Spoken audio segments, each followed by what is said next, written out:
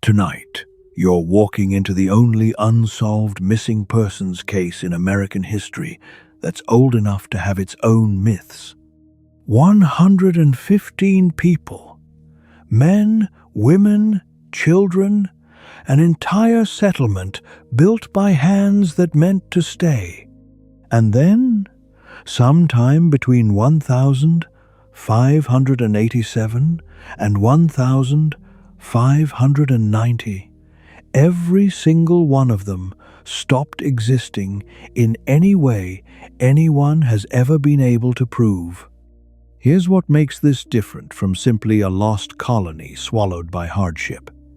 There was no attack anyone found evidence of, no fire, no mass grave, no wreckage washed up anywhere along this coast. A colony that size doesn't just misplace itself. People leave signs, bodies decompose somewhere, structures burn or collapse in ways that tell a story. This one left almost nothing at all, except one single carved word. And if you don't already know what that word was, you're about to spend tonight finding out exactly why it's haunted historians for over 400 years. The man who should have found the answer was named John White. He sailed back to England for supplies, promising to return within a season. War intervened. Ships were seized. By the time he finally made it back to this exact shoreline, 3 entire years had passed. He expected ruins, maybe. Graves, certainly. What he found instead was almost worse. A settlement standing largely intact, carefully dismantled rather than destroyed, as though the people who lived here packed with purpose rather than fled in panic. And carved into a post at the entrance, at exactly eye level, where no one could possibly miss it, 9 letters, no distress mark beside them, no cross scratched in a hurry. White had arranged, before he left, a signal. If anything went wrong, if they needed to leave under threat, they were to carve a cross above whatever word they left behind. There was no cross, which means whoever carved those 9 letters wanted him to find them, wanted him to understand, calmly and deliberately, exactly where everyone had gone. He never followed the trail. Storms, low supplies, and a mutinous crew forced him back to England within days, and he died years later, an ocean away, never knowing what actually happened to his own daughter and granddaughter, both of whom vanished, along with everyone else that night. Tonight, you're going to walk the same ground he never got to properly search. You'll see the same carved word. You'll stand inside the same quiet, orderly absence that swallowed every theory anyone has ever thrown at it. Disease, drought, raids, adoption into a neighboring tribe, a storm at sea that caught them mid-journey to wherever that word was pointing. Nobody knows which one is true. Possibly more than one of them is. You're not here to solve it. 4 centuries of far more determined people than you have already tried and failed. You're here simply to walk through the last quiet evidence they left behind and let the mystery do what it's always done best. Settle slowly over you, unresolved, the way only the oldest and gentlest kind of unanswered question can. The gate itself is mostly gone now, though its shape survives in the 2 rotted posts still standing on either side of the entrance, leaning inward, slightly, as though the passage of centuries has quietly persuaded them to meet in the middle. You step between them onto ground that's absorbed 400 years of rain, fallen leaves, and silence. The palisade fence continues in both directions from the gateposts, sharpened logs driven deep into sandy coastal soil, built by men who understood exactly how quickly this stretch of coast could turn dangerous once darkness fell. Some sections of the fence have fallen entirely, swallowed by creeping vegetation that doesn't recognize the difference between a fortification and any other fallen tree. Other sections still stand with surprising stubbornness, weathered gray and split along old growth rings, holding their shape long after the people who built them stopped needing that protection. The air here smells of salt and pine, the particular combination this stretch of coastline has always carried, unchanged by anything that happened to the people who once breathed it, standing exactly where you're standing now. You walk slowly, deliberately, the way this place seems to demand. Rushing feels wrong here, disrespectful somehow, as though hurrying past evidence, this rare and this old, would waste something that took 4 centuries to preserve. Ahead, through gaps in overgrown brush, you can make out the low remains of what once were proper buildings, a scattering of foundation stones, a collapsed chimney standing alone like a lighthouse with nothing left to guide, the ghost outline of a settlement that once held genuine ambition inside its modest wooden walls. This was meant to be permanent. Whoever built this gate wasn't planning a temporary camp. They were planning a life, a town, eventually a whole new country's foothold on a continent most of them had never previously seen. You pause at the threshold a moment longer, feeling the particular weight of standing exactly where an entire unresolved story once, quite suddenly, stopped being written. Then you continue forward, into the heart of whatever this place still has left to show you. Before you go any further, it's worth understanding exactly why this settlement exists here at all, on this particular stretch of unforgiving coastline, rather than somewhere gentler and easier to reach. Sir Walter Raleigh never actually set foot in Roanoke himself. He organized it from England. A wealthy courtier granted royal permission to establish English colonies in territory. The crown had rather ambitiously already named Virginia after a queen who'd never married, and therefore, in the flattering logic of the age, remained eternally virgin. Raleigh's motives were layered, the way most colonial motives tend to be once you look closely. There was genuine curiosity about a largely unmapped continent. There was national rivalry, a fierce competition with Spain, whose own colonies further south had already begun extracting real wealth from the Americas. And there was straightforward profit, the hope that English colonies might eventually produce goods valuable enough to justify the enormous expense and risk of establishing them. An earlier attempt, a military garrison rather than a proper settlement, had already failed here once. Abandoned after tension with local communities and dwindling supplies, convinced its soldiers to accept passage home with a passing English fleet rather than wait for promised resupply. This second attempt was different, deliberately so. Raleigh and his colonial planners wanted families this time, not soldiers. Men, women, and children invested personally in making a permanent life here, rather than simply garrisoning territory until relief arrived. Families don't abandon a settlement as easily as bored, homesick soldiers do. Families put down roots. 115 of them sailed in 1587, led by an artist and mapmaker named John White. Appointed governor of this new venture, tasked with establishing what colonial paperwork optimistically called the city of Raleigh. They were meant to settle further north, in the Chesapeake region, better suited for a permanent settlement according to earlier scouting reports. Ship captains, for reasons involving their own commercial interests in privateering against Spanish vessels, insisted instead on dropping the colonists here at Roanoke and continuing on to more profitable pursuits.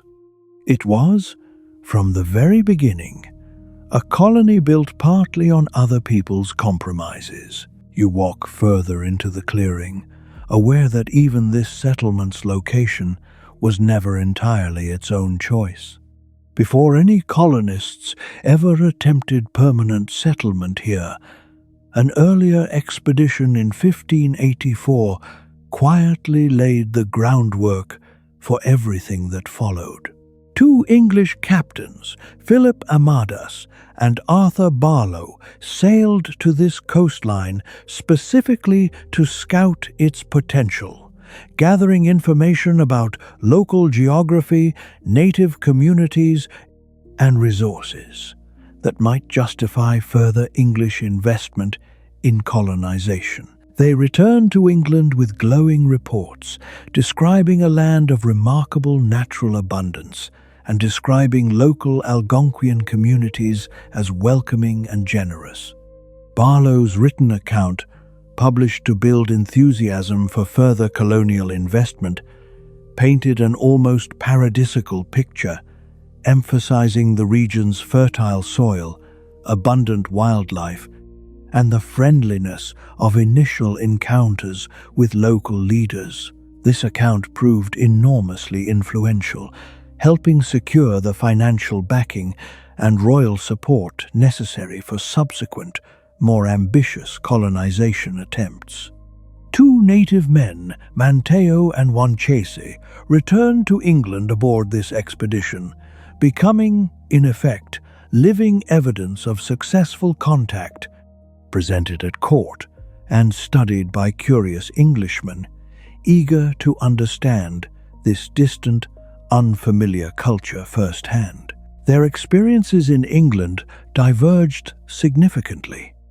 Manteo remained genuinely invested in fostering positive relationships between his own people and English visitors, eventually returning to serve as interpreter and diplomat during the later, troubled colonization attempts you've been learning about tonight. Wanchese, by contrast, grew increasingly disillusioned with English intentions, eventually becoming a vocal critic of continued colonization once he returned home. Having witnessed firsthand English society's own internal contradictions and grown skeptical of promises made by colonial planners, this initial reconnaissance expedition set expectations, both accurate and dangerously optimistic, that would shape every subsequent decision about this region's colonization. The genuine abundance Barlow described was real enough, but the ease of establishing permanent, sustainable settlement proved considerably more complicated than his enthusiastic early report ever suggested to eager investors back in England. You think about this now, walking through ground that these two very different native diplomats once helped shape English understanding of, wondering how differently subsequent history might have unfolded had English planners listened more carefully to Wanchese's eventual skepticism rather than Barlow's optimistic early enthusiasm. The ships that carried these 115 people across an entire ocean offered nothing resembling the comfort modern travel takes for granted. Weeks at sea, cramped below decks in spaces barely tall enough to stand upright, air thick with the smell of unwashed bodies, salted provisions, and the particular staleness that settles into wood soaked repeatedly by seawater. Fresh food disappeared within the first week or two. What remained was hardtack, salted meat, and whatever fresh water the barrels hadn't yet turned foul. Storms were a genuine, constant danger, capable of driving a ship dangerously off course or splitting its hull entirely against rocks. Neither charts nor lookouts could reliably predict in an age before proper navigation instruments existed. Disease spread easily in these cramped conditions, fevers and dysentery moving through passengers with nowhere to escape close contact with the sick. Among the passengers were entire families, a decision that made this crossing feel different from earlier military expeditions. Children experienced the same brutal weeks at sea as the adults around them, the same cramped darkness, the same monotonous rationed food, the same uncertainty about whether the ship beneath them would actually survive to deliver them anywhere at all. One woman aboard, Eleanor Dare, was pregnant throughout much of this difficult crossing, her husband Ananias among the settlement's assistants, her father John White serving as the expedition's governor.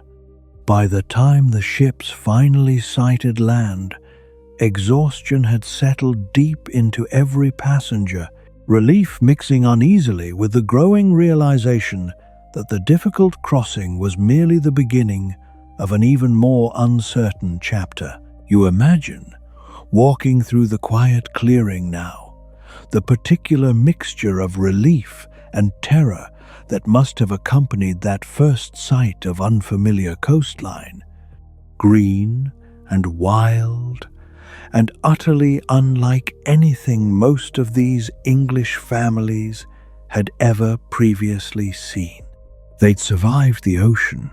What waited on land remained, at that first uncertain moment, still entirely unknown.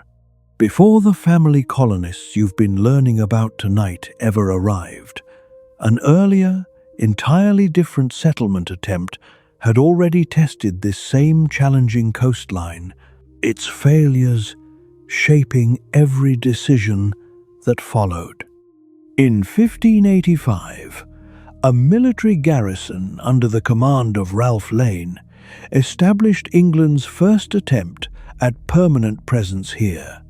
A fortified outpost intended primarily to support English naval operations against Spanish shipping rather than serve as genuine permanent civilian settlement. Lane's colonists included soldiers and gentlemen adventurers rather than families, a composition that proved significant when circumstances turned difficult. Relations with local communities deteriorated badly during this period, culminating in Lane ordering the killing of a respected local leader, Wingina, based on suspicion of conspiracy that historians still debate the actual legitimacy of. This military colony experienced severe supply difficulties of its own, ultimately abandoning their settlement entirely when Sir Francis Drake's fleet arrived, offering evacuation passage back to England. Arriving just as anticipated supply ships from England were, unbeknownst to the departing colonists, only days away from arrival themselves. This earlier colony's most significant lasting contribution came through the work of Thomas Harriot, a brilliant scientist and mathematician who spent his time here carefully documenting local flora, fauna, agricultural techniques, and Algonquian language and culture with genuine scholarly rigor rare for this colonial period. Harriot's subsequent published account, accompanied by detailed illustrations from the artist John White himself, who'd also participated in this earlier expedition before later returning as governor of the family colony, provided England with its most detailed and relatively respectful early account of Algonquian life and this region's natural resources. You consider walking through ground that witnessed both this earlier failed military venture and the subsequent family colony's own mysterious end. How thoroughly this small stretch of coastline absorbed England's earliest, most difficult lessons about the genuine challenges of establishing colonial presence so far from reliable support. Before considering anything further about English colonization, it's worth pausing to properly appreciate the sophisticated, established world already thriving across this coastal region long before any English ship appeared on the horizon. Algonquian-speaking communities here maintained complex political structures, with powerful chiefdoms controlling networks of smaller villages through relationships of tribute, alliance, and occasional conflict that had developed and evolved across many centuries of regional history, entirely independent of any European influence whatsoever. Agriculture here was sophisticated and well adapted to local conditions, communities cultivating maize, beans, and squash, using techniques refined through generations of accumulated practical knowledge about this specific coastal environment's particular soil, climate, and seasonal patterns. Trade networks extended considerably beyond immediate local communities, exchanging goods, materials, and cultural practices across substantial distances, connecting coastal communities to inland populations through established routes and relationships that predated European contact by centuries, possibly longer. Religious and spiritual practices, agricultural knowledge, and social structures had all developed their own sophisticated internal logic entirely independent of European frameworks, representing not a primitive society awaiting civilization as English colonial rhetoric so often condescendingly framed it, but rather a fully developed, successful civilization with its own genuine achievements and complexities. This context matters enormously for understanding everything else you've learned tonight. The colonists didn't arrive at empty, unclaimed wilderness ready for civilizing. They arrived at the edge of an established, sophisticated world, one whose own internal politics, alliances, and grievances shaped English colonial fortunes far more significantly than most simplified popular retellings of this story ever properly acknowledge. You walk now with this fuller context in mind, aware that whatever ultimately happened to these English colonists happened within, and partly because of, this much larger, much older world that continued existing here long after the English settlement itself disappeared into historical mystery. Understanding this region's native political landscape requires looking beyond the immediate area surrounding this settlement toward the broader alliance structures that shaped how local communities responded to English presence in the first place. Powerful paramount chiefdoms controlled substantial territories through networks of tributary villages, collecting resources and coordinating defense across considerable distances. These larger political structures meant that decisions about how to treat English newcomers weren't made purely at the local level, but often reflected broader strategic calculations extending across dozens of villages and considerable geographic distance. A local leader's willingness to trade with, tolerate, or attack English colonists frequently depended on instructions or expectations flowing from more powerful regional leaders whose own priorities might have little directly to do with this specific small English settlement, but everything to do with broader regional politics, rivalries, and alliances that predated any English arrival by generations. This complexity meant that English colonists, operating with limited understanding of these broader political structures, frequently misread local decisions as simple, direct responses to their own specific actions, when actually those decisions often reflected considerably more complicated, regional calculations entirely invisible to newcomers unfamiliar with the area's genuine political landscape. The devastating mistaken raid against CROATOAN allies, which you learned about earlier tonight, exemplifies this dangerous misunderstanding. English colonists acting on limited, incomplete information about which specific community bore responsibility for earlier violence. You consider, walking through this quiet ground, how much simpler popular retellings of this story usually make these relationships seem, when the actual historical reality involved considerably more complex political calculation on all sides than any simple narrative ever properly captures. Shortly after landing, on the 18th of August, 1587, Eleanor Dare gave birth to a daughter, the first English child known to be born on American soil. They named her Virginia, after the colony itself, a small human embodiment of the ambitious project everyone here had risked so much to build.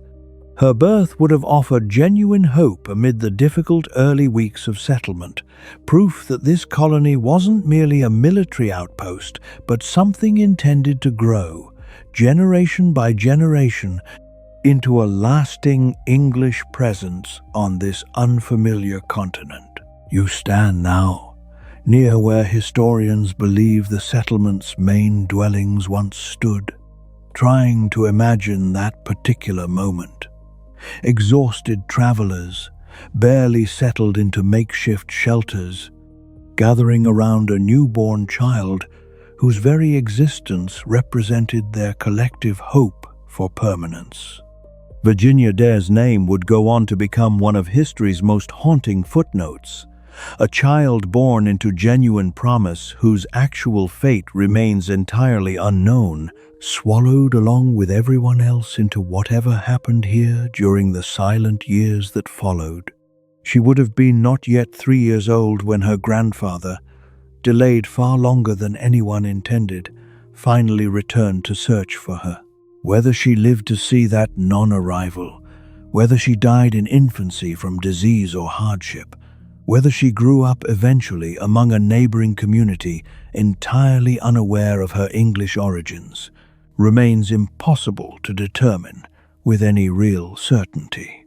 Her name endures regardless, attached now to towns, roads, and countless small businesses scattered across this region. A strange kind of immortality for a child whose actual life amounted to, at most, a few uncertain years before disappearing entirely from any historical record. You find yourself standing in this quiet clearing, hoping instinctively for some version of her story that ends gently, though the plain historical truth is that nobody, in 4 centuries of searching, has ever been able to offer you that comfort with any real confidence. Some mysteries remain mysteries precisely because every possible ending feels equally, frustratingly plausible. The land the colonists settled wasn't empty before their arrival, whatever the language of royal charters back in England preferred to suggest. Algonquian-speaking communities had lived across this coastal region for countless generations before English ships ever appeared on their horizon. Communities with their own complex political relationships, agricultural knowledge, suited precisely to this challenging coastal environment, and no particular reason to assume English newcomers arrived with peaceful intentions. Earlier English expeditions to this same region had already left a complicated legacy. Some initial encounters had been genuinely cooperative, local leaders offering food, guidance, and diplomatic relationships that helped earlier English visitors survive their first difficult months. Other encounters had turned violent, particularly after English suspicion and overreaction led to the destruction of a native village and the killing of a respected local leader during that earlier military garrison's troubled occupation. This new group of colonists, arriving in 1587, inherited all of that complicated history, whether they fully understood it or not. Some local communities remained willing to trade and cooperate. Others held justified resentment from previous English violence, unwilling to extend trust to newcomers wearing the same unfamiliar clothing and speaking the same unfamiliar language as the men who'd caused genuine harm just a few years earlier. One local leader, Manteo, had actually traveled to England previously, spending time among the very people now settling on his home shores, learning their language, observing their customs, eventually serving as an interpreter and guide who genuinely tried to bridge the growing distance between English newcomers and wary local communities. His efforts, however genuine, could only accomplish so much against a backdrop of prior violence and ongoing English need for food, land, and resources that local communities weren't always willing or able to provide without cost to their own already stretched supplies. You walk now past where trade and negotiation once happened, however imperfectly, between two peoples who arrived at this exact meeting point from entirely different histories, entirely different assumptions about land, ownership, and welcome. Within weeks of landing, tension that had simmered since the earlier failed garrison's violence resurfaced with genuine, immediate danger. A colonist named George Howe was killed while searching for crabs alone near the shoreline, attacked by men from a community still holding justified grievance against earlier English aggression. His death sent a clear, frightening message through the fledgling settlement. Whatever fragile welcome existed here could not be taken for granted, and isolated colonists remained genuinely vulnerable to retaliation for violence they hadn't personally committed, but which English newcomers, as a group, remained responsible for in local eyes. Governor White, following advice from Manteo, organized a retaliatory raid against a nearby village believed responsible, hoping to demonstrate English strength and deter further violence. The raid went badly wrong, striking a village of friendly CROATOAN allies rather than the hostile community actually responsible. A devastating error that further damaged relationships with the very communities the colony most needed as allies. This is the complicated, uncomfortable truth beneath any simple story of encounter and settlement. Fear bred violence. Violence bred more fear. Genuine attempts at diplomacy, like Manteo's ongoing efforts, existed alongside genuine mistakes and genuine harm, with consequences that rippled forward through every subsequent interaction between colonists and their native neighbors. The CROATOAN community, despite this devastating mistaken attack against their own people, apparently maintained some relationship with the English colonists afterward, a testament either to Manteo's continued diplomatic efforts or to practical necessity on both sides, or perhaps simply to the complicated reality that human relationships rarely divide cleanly into permanent friendship or permanent enmity. This fragile, damaged piece is the exact backdrop against which everything that followed eventually unfolded. Whatever ultimately happened to this colony, it happened within a web of relationships already strained by violence, misunderstanding, and mutual dependency that neither side could easily escape. You continue walking, aware that the quiet clearing around you once held considerably more tension and uncertainty than its current, overgrown stillness would ever suggest to a casual visitor. Beyond the dramatic political tensions and eventual mysterious disappearance you've been learning about tonight, ordinary, daily survival occupied the overwhelming majority of these colonists' actual time and attention during their brief settlement here. Building adequate shelter before winter arrived represented an urgent, immediate priority. Colonists constructing simple wooden houses using techniques adapted from English building traditions, but modified to accommodate locally available materials and the specific demands of this unfamiliar coastal environment. Establishing reliable food production proved equally urgent and considerably more difficult than colonial planners had optimistically anticipated back in England.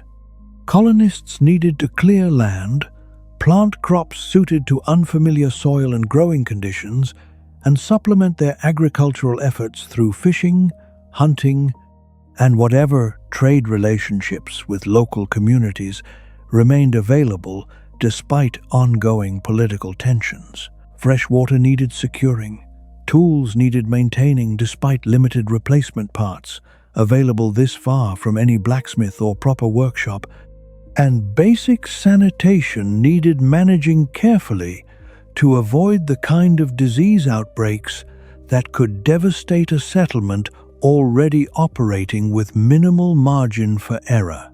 Children still needed education and care despite these challenging circumstances.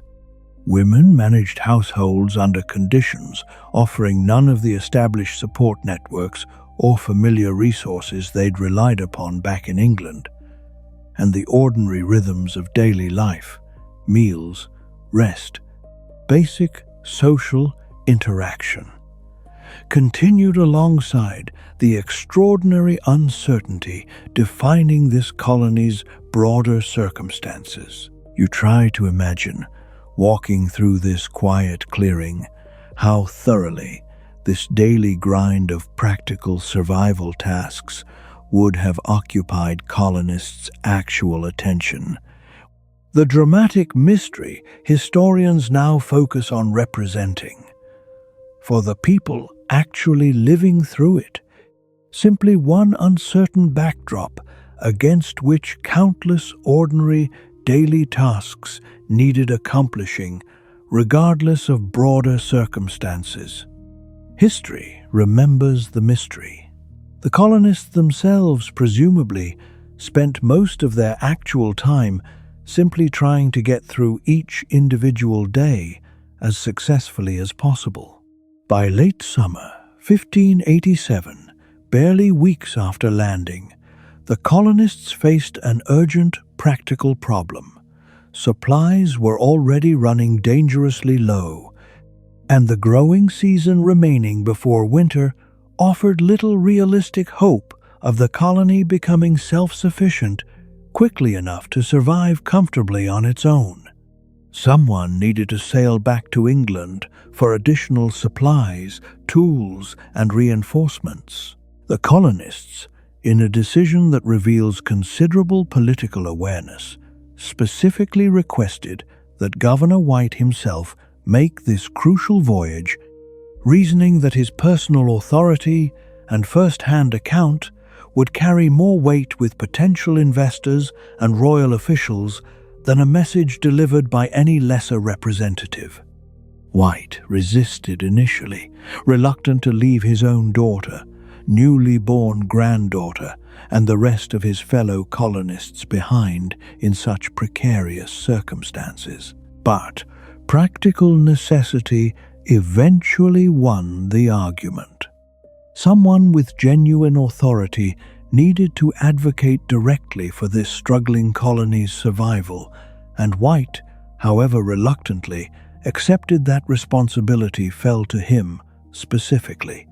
He sailed in late August 1587, promising to return as quickly as possible with fresh supplies and additional settlers. Nobody involved in that promise could have anticipated exactly how catastrophically circumstances beyond anyone's control would delay his return. England, when he arrived, was consumed by preparations for war against Spain, an existential threat that made the Spanish Armada's eventual invasion attempt the overwhelming national priority above practically every other concern, including the fate of one small, distant colonial venture. Ships were requisitioned for national defense. Supplies intended for Roanoke were redirected toward the more immediate crisis. White found himself trapped in England, watching helplessly as the war effort consumed exactly the resources and vessels he desperately needed to fulfill his promise to the people he'd left behind. You stand now, in the quiet clearing, trying to imagine the particular anguish of a father, watching months turn into years, entirely unable to reach his own daughter and granddaughter, despite his most determined efforts. John White's own written account of his return and discovery survives today, offering historians their most direct, personal window into this pivotal moment's genuine emotional weight. His narrative describes methodically searching the abandoned settlement, noting specific details that modern historians still carefully analyze. The careful dismantling of houses, the buried heavy equipment, the absence of any distress signal accompanying the carved message that gave him his only real lead toward his missing family and fellow colonists. White's writing carries an unmistakable undertone of controlled anguish, a father and grandfather documenting, with professional precision, evidence that might explain his own family's fate, while clearly struggling to maintain the composed, methodical tone expected of an official expedition report during this period. He describes his intention to sail toward CROATOAN immediately upon discovering the message, and his genuine frustration when weather and crew reluctance prevented this crucial follow-up investigation. His account ends essentially in enforced surrender to circumstances entirely beyond his control. White never returned to America again. He spent his remaining years in Ireland, managing estates granted to him there, occasionally corresponding about his lost colony, but never securing the resources or opportunity to mount another proper search expedition before his own death.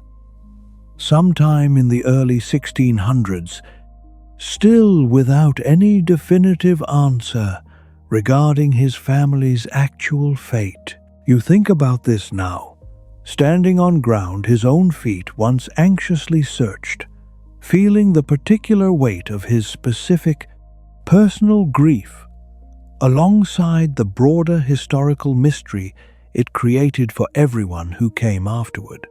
Much of what motivated English colonization efforts during this period came through promotional literature designed specifically to encourage investment and settlement. Writings that require their own careful historical skepticism when used as evidence about actual conditions colonists encountered. Richard Hakluyt, an influential English writer and geographer, compiled and published extensive collections of travel accounts and colonial promotional material, actively encouraging English colonization efforts through carefully curated, often deliberately optimistic descriptions of American resources and opportunities. This promotional literature served genuine strategic purposes, building public and investor enthusiasm necessary to fund expensive, risky colonial ventures. But it also created dangerously unrealistic expectations among colonists, who arrived anticipating conditions considerably more favorable than the genuine difficult reality they actually encountered upon landing. Modern historians must read surviving accounts from this period with awareness of these promotional pressures, recognizing that even seemingly straightforward descriptions might reflect deliberate optimism intended to encourage continued investment rather than entirely objective reporting. This broader context helps explain part of why the Roanoke colonists arrived so poorly prepared for the genuine challenges they encountered, having been promised an experience considerably easier and more immediately rewarding than the harsh reality this challenging coastal environment actually provided.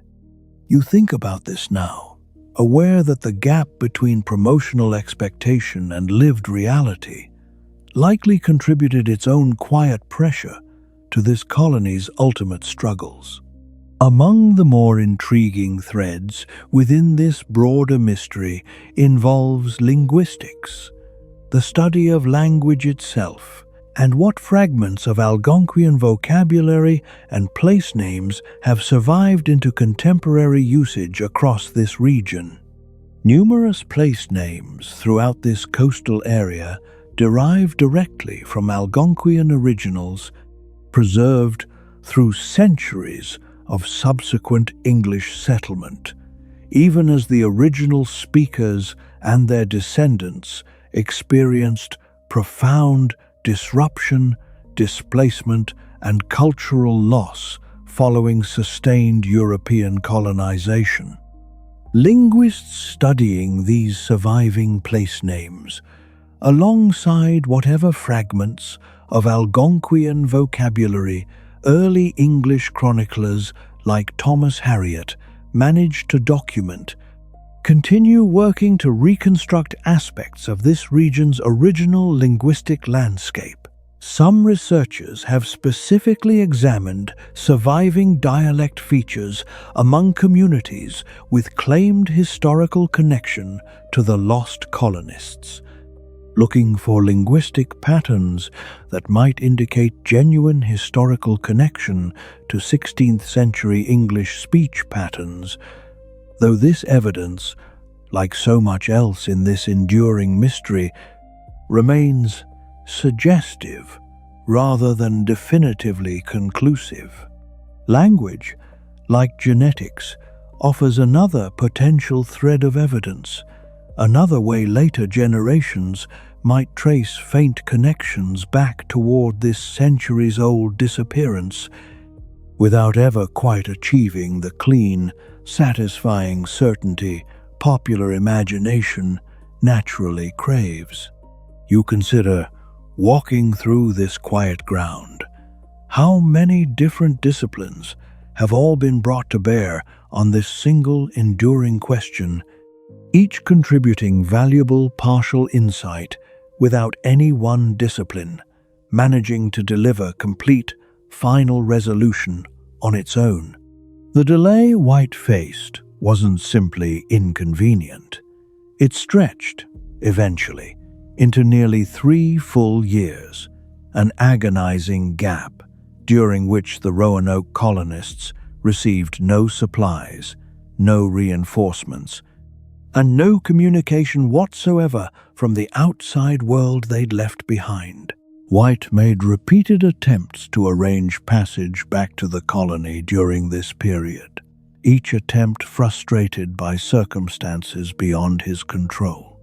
The Spanish Armada crisis dominated 1588 entirely, consuming England's maritime resources in a genuine national emergency that made private colonial ventures seem, however unfairly, like luxuries the nation could not currently afford to prioritize.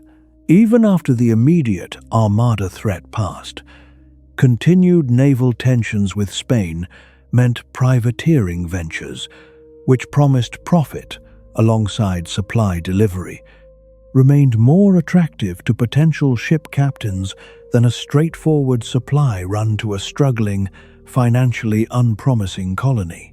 White eventually secured passage in 1590, though even this journey came with compromises. The ships he traveled aboard were primarily interested in privateering against Spanish vessels along the way, treating the Roanoke resupply as a secondary concern squeezed in around more profitable pursuits. Meanwhile, back at Roanoke, the colonists faced this same 3-year gap from an entirely different, considerably more desperate perspective. Whatever supplies they'd landed with in 1587 would have been exhausted long before White's eventual return. They faced this isolation without any way of knowing whether help was still coming, whether White had died at sea, whether England itself had simply forgotten their existence entirely amid its own more pressing concerns. You try to imagine living through that particular uncertainty, watching supplies dwindle, watching the horizon repeatedly for ships that never arrived, gradually needing to make increasingly difficult decisions about the colony's future without any outside guidance or support to help inform those choices. Whatever ultimately happened to these 100 and some colonists, it happened during this exact silence, unwitnessed by anyone who could have recorded the actual details for the historians who'd spend the next 4 centuries desperately wishing someone had. When White's ship finally approached Roanoke's familiar shoreline in August 1590, 3 years almost to the day since he'd departed, hope and dread would have mixed in equal measure. The date itself carried particular significance. It was his granddaughter Virginia's 3rd birthday, a detail that must have sharpened both his hope for reunion and his fear of what he might actually find waiting. The approach itself proved difficult. Rough seas and dangerous shoals along this stretch of coastline nearly capsized the landing boats, several sailors drowning in the attempt to safely reach shore, a grim, dangerous prelude to whatever discovery awaited on land. When White finally set foot on the beach and made his way toward the settlement, the silence itself would have been the first alarming sign.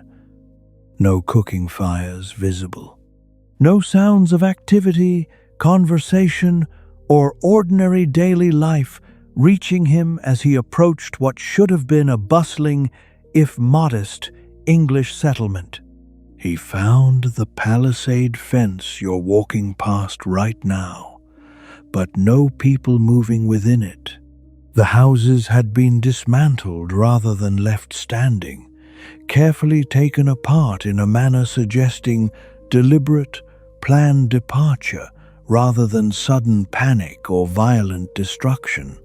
Heavy items the colonists couldn't easily carry, iron tools, cannon, other equipment too heavy for hasty evacuation, were found buried nearby, carefully hidden rather than abandoned carelessly, evidence of people planning an orderly, considered relocation rather than fleeing some sudden catastrophe. And then, carved into that specific post at the settlement's entrance, White found the message his own colonists had left specifically for him to discover. You stand now exactly where he must have stood, reading exactly what he read, feeling something of the same impossible mixture of relief and horror that must have gripped him upon finally understanding what those 9 carved letters actually meant. The word carved into that weathered post read simply, CROATOAN. Before departing 3 years earlier, White had specifically arranged a signal system with the colonists for exactly this kind of situation. If they needed to relocate for any reason, they should carve their new destination somewhere visible. If that relocation happened under duress, under threat of attack or genuine danger, they should additionally carve a cross above the message, a clear warning symbol White would immediately understand upon his return. There was no cross above CROATOAN. This single missing detail carries enormous weight in every subsequent theory about what actually happened here. Its absence suggests, strongly though not conclusively, that the colonists' departure happened under controlled, deliberate circumstances rather than sudden violence or panic. They had time to carve a careful, legible message. They chose, deliberately, not to include the warning symbol that would have told White they were in immediate danger.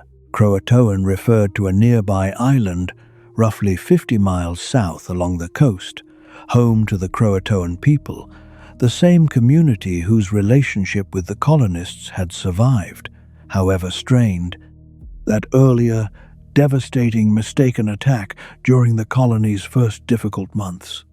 White, understanding immediately what this message likely meant, intended to sail south toward CROATOAN immediately to search for his missing colonists.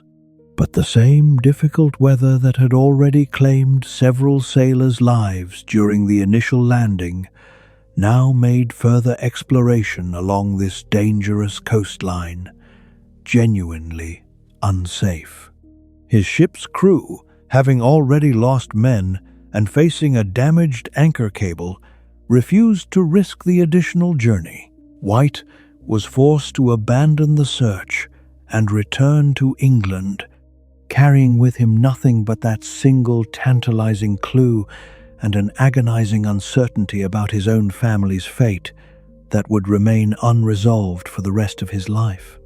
You look now toward the horizon, roughly in the direction that distant island still exists today, aware that the actual answer to this entire mystery may have been sitting, quite literally, just beyond White's reach at the exact moment he needed it most. Roanoke isn't entirely alone in occupying this particular category of enduring historical fascination. Unsolved mysteries that continue attracting genuine, scholarly, and popular attention across many generations of continued investigation. Other historical disappearances and unexplained events share certain structural similarities: limited surviving evidence, competing plausible theories, and enduring public fascination that persists precisely because definitive resolution remains permanently, frustratingly out of reach despite considerable dedicated investigative effort. What distinguishes Roanoke somewhat from many comparable mysteries is this specific combination of factors: a clear, tangible clue in that carved word, genuine historical documentation surrounding the broader circumstances, and a sympathetic, well-documented central figure in John White, whose personal tragedy adds genuine emotional weight beyond simple, abstract historical curiosity. Comparing Roanoke to other enduring mysteries helps illuminate what specifically makes certain historical questions resist resolution so persistently. Not necessarily lack of investigative effort, but genuine, permanent gaps in surviving evidence that no amount of dedicated modern investigation can fully overcome, regardless of how sophisticated our investigative tools eventually become. This broader pattern offers its own quiet reassurance. Roanoke's continued mystery doesn't reflect any particular failure of historical investigation specifically applied to this case. It reflects, instead, a more general truth about how historical evidence works. Some questions simply losing their answerable evidence long before anyone realized. Those specific answers would eventually matter this much to future generations of curious investigators. You find this broader context genuinely useful, walking through this specific unresolved mystery while holding awareness that it belongs to a whole broader category of similarly patient, similarly enduring historical questions that human curiosity continues returning to, generation after generation, without any particular expectation of imminent final resolution. In the 4 centuries since White's failed search, historians, archaeologists, and amateur investigators have proposed numerous theories attempting to explain exactly what happened to the Roanoke colonists. None of them definitively proven, several of them genuinely plausible. The most straightforward theory suggests exactly what that carved word implies. The colonists relocated peacefully to CROATOAN Island, integrating gradually into the local community there, intermarrying over subsequent generations until their English identity simply dissolved into the broader CROATOAN population, leaving descendants who may never have fully known their own English ancestry. Supporting this theory, later English explorers to the region reported occasional encounters with local communities showing unusual traits: gray eyes among some individuals, certain surviving words resembling English rather than any local language, oral traditions among some communities describing ancestors who'd once lived among white settlers. None of this evidence is conclusive. Gray eyes could result from various causes. Word similarities could be coincidental. Oral traditions, valuable as they are, don't always translate cleanly into the kind of documentary proof historians typically require for certainty. Alternative theories suggest the colonists split into smaller groups, some traveling to CROATOAN while others moved further inland toward the Chesapeake region originally intended as their proper settlement location. Some evidence, including later reports from other native communities describing English-looking people living among inland tribes, offers tentative support for this scattered relocation theory. Other theories propose harsher outcomes: disease decimating the colony before any planned relocation could properly succeed, drought and crop failure, forcing desperate choices that led to starvation rather than successful integration elsewhere, or conflict with less friendly neighboring communities resulting in violence. The peaceful CROATOAN message doesn't fully explain. Tree ring research conducted decades ago revealed that the colonists arrived during one of the worst droughts this region experienced in nearly 800 years. A devastating detail suggesting agricultural failure and desperate hunger may have driven whatever decisions followed, regardless of how peacefully or violently those decisions eventually played out. You walk now past the foundation stones of what were once proper English houses, aware that every possible explanation for their builder's disappearance carries its own genuine, unresolved plausibility. Disease deserves particular attention among these competing theories, because it represents precisely the kind of threat that leaves behind almost no physical evidence for later investigators to discover. English colonists arrived, carrying diseases entirely foreign to this continent's native population, and native communities, in turn, carried illnesses English bodies had never previously encountered. Neither side possessed any meaningful immunity to the other's unfamiliar pathogens, creating conditions for potentially devastating outbreaks that modern medicine would recognize immediately, but which Elizabethan colonists could only interpret as mysterious, terrifying, divine punishment. A significant epidemic, whether introduced by the colonists themselves or contracted from prolonged proximity to affected native communities, could plausibly have killed a substantial portion of the settlement within a relatively short period, particularly given the colony's already precarious food security during that severe recorded drought. Disease wouldn't necessarily explain the careful, deliberate dismantling of houses and the calm, controlled message left for White's return. But it might explain a scenario where surviving colonists, having lost enough of their number to disease and starvation, made the sensible decision to abandon their unsustainable settlement and seek refuge among a native community better adapted to surviving this specific environment's genuine challenges. This theory carries an uncomfortable modern resonance. We understand disease transmission today in ways 16th century colonists simply couldn't have grasped. Watching neighbors and family members sicken and die from causes that seem to strike without any comprehensible pattern or warning.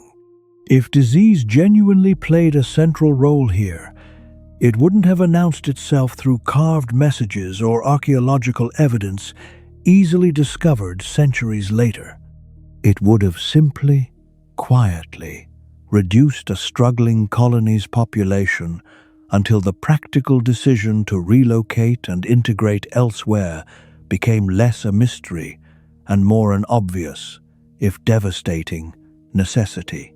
You continue walking through the quiet clearing, aware that some of history's most significant turning points leave behind exactly this kind of frustrating, evidence-free silence, forcing later generations to reconstruct probability from fragments rather than certainty from proof. It's worth pausing here to consider the CROATOAN people not merely as a destination on this mysteries map, but as a community with their own complete, complicated history, entirely independent of whatever happened to these English colonists.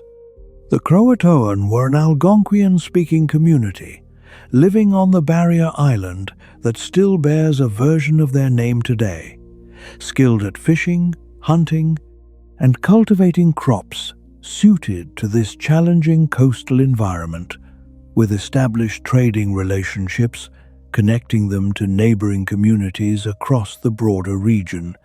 Manteo, the same man who traveled to England and served as interpreter for the colonists, was himself CROATOAN, a detail that likely explains why this particular community maintained relatively cooperative relationships with English newcomers even after that devastating mistaken attack earlier in the colony's brief history.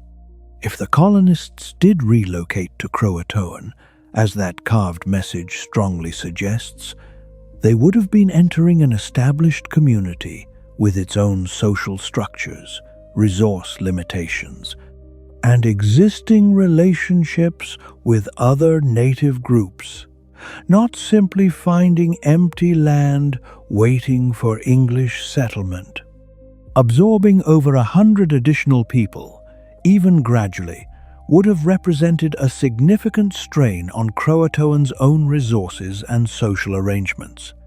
This might explain later reports of English descendants scattered among multiple different communities rather than remaining concentrated entirely on CROATOAN Island itself. Families and individuals gradually dispersing as practical necessity required. the Croatoan people's own historical trajectory, like so many native communities across this continent, involved subsequent disruption, disease, and displacement as English colonization expanded considerably beyond this single failed settlement in the decades and centuries that followed. Whatever knowledge they once held about the Roanoke colonists' actual fate may well have been lost amid these later, larger disruptions to their own community's continuity and oral history.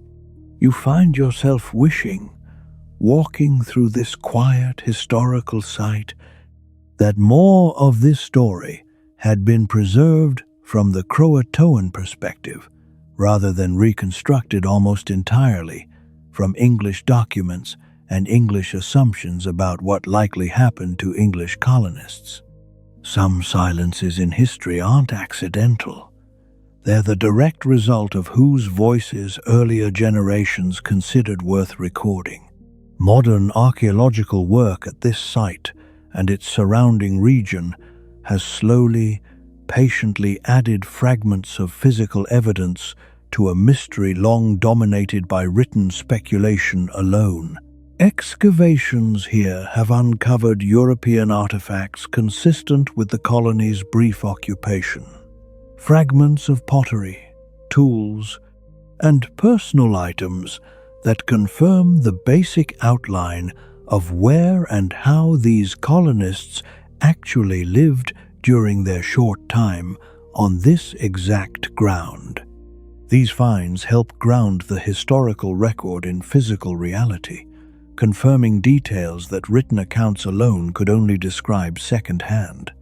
More intriguingly, archaeological work at a site further inland, roughly 50 miles from where you're currently standing, has uncovered a scatter of English-made ceramics and other artifacts dating to approximately the right period, found among what appears to be a native settlement site rather than any English colonial location. This discovery lends real, physical weight to the theory that at least some colonists may have relocated inland rather than exclusively toward Croatoan, potentially integrating into an existing native community in a location closer to the Chesapeake region originally intended as the colony's proper destination. Researchers remain appropriately cautious about over-interpreting these finds. English trade goods could have reached native communities through ordinary trade networks, entirely independent of colonists, physically relocating there themselves. Archaeological evidence, however tantalizing, rarely offers the kind of unambiguous proof popular imagination often craves from mysteries this old and this famous.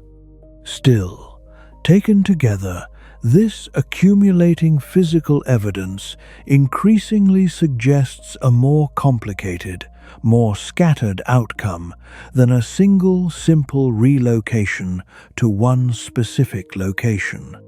Perhaps different groups of colonists made different choices, some traveling to Croatoan, others moving inland, individual families and small groups adapting to their own immediate circumstances rather than the entire colony acting as one unified body, making one single collective decision.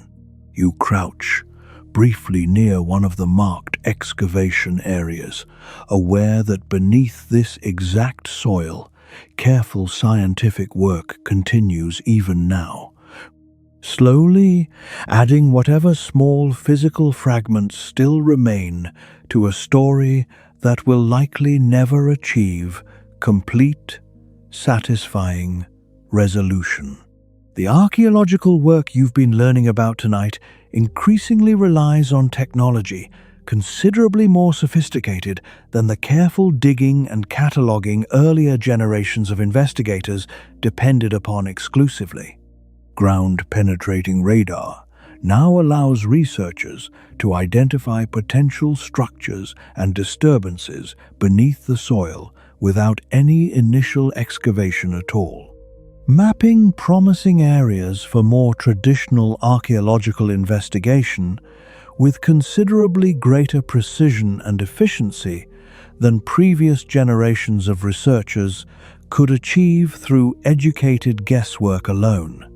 Aerial and satellite imaging, including specialized techniques capable of revealing subtle vegetation patterns that indicate buried structures or disturbed soil invisible to observers standing at ground level, has helped identify additional sites of potential interest across this broader region, expanding the search well beyond this single settlement location. Chemical analysis of soil samples can now reveal evidence of past human activity, including areas where organic material decomposed centuries ago, offering clues about specific activities that once occurred in particular locations, even where no durable physical artifacts happen to have survived. These modern techniques haven't yet delivered the single, conclusive breakthrough many investigators continue hoping for, but they've meaningfully narrowed the range of plausible scenarios, gradually building a more detailed, more nuanced understanding of exactly how this colony likely lived, and how it might have ultimately dispersed, even without providing final, definitive certainty about its precise fate. Researchers continue actively working at various sites throughout this broader region even now, applying these evolving technologies to old questions with patient, methodical persistence that mirrors, in its own way, the same patient uncertainty you've been learning to hold tonight regarding this mystery's ultimate resolution. You find something quietly hopeful in this ongoing work, walking through ground that continues yielding small new insights even after 4 centuries of dedicated investigation, evidence that genuine curiosity, patiently applied, can still occasionally coax additional understanding from even history's most stubbornly silent mysteries. Looking upward now, through gaps in the forest canopy overhead, you can make out at least some of tonight's stars, the same essential celestial patterns that would have been visible to the original colonists during their own brief residence on this exact ground centuries ago. Stars remain remarkably unchanged across human timescales. The same basic constellations visible tonight would have been recognizable to anyone standing here looking upward in 1587, offering a strange point of genuine continuity between yourself and the colonists whose fate you've spent this entire evening considering.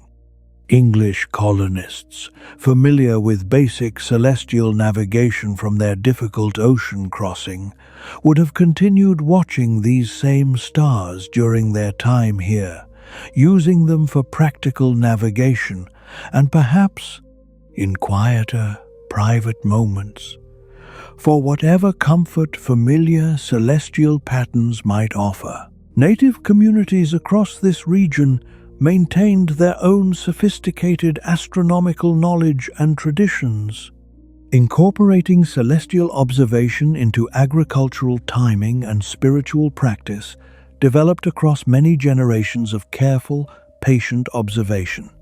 Whatever these same stars witnessed regarding the colonists' actual fate, they've kept that knowledge as silently and as patiently as everything else about this particular mystery.